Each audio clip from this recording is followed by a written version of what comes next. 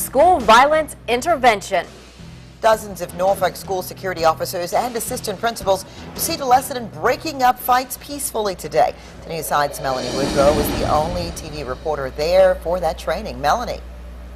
Alveda, the training comes following several incidents involving Norfolk security officers using pepper spray to break up fights. The security officers will still carry pepper spray, but now they have some new verbal tools to intervene. There was a lot of shouting inside Booker T. Washington High School today.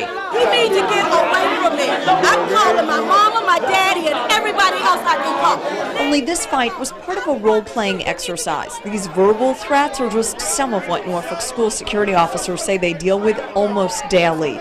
You may have days where it just runs smooth as silk. And then you have days where, it's like a roller coaster. Carlton Salmon has been a school security officer 13 years. In that time, he says the kids he's met have changed. He says they're more verbally aggressive and sometimes involved in gangs. I call them the puppet masters because a lot of times what kids do, they egg on kids to fight.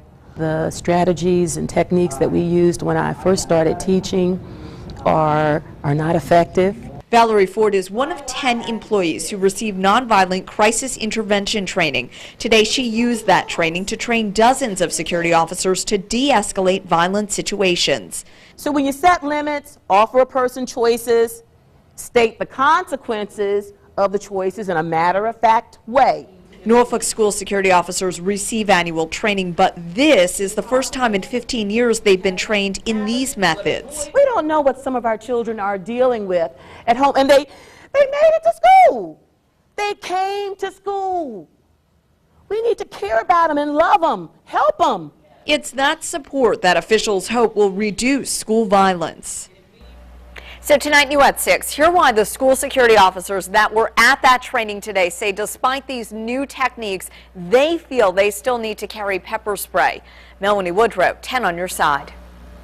Well, Norfolk schools do plan to track whether or not today's training was successful by tracking the number of incidents going forward and how they're broken up.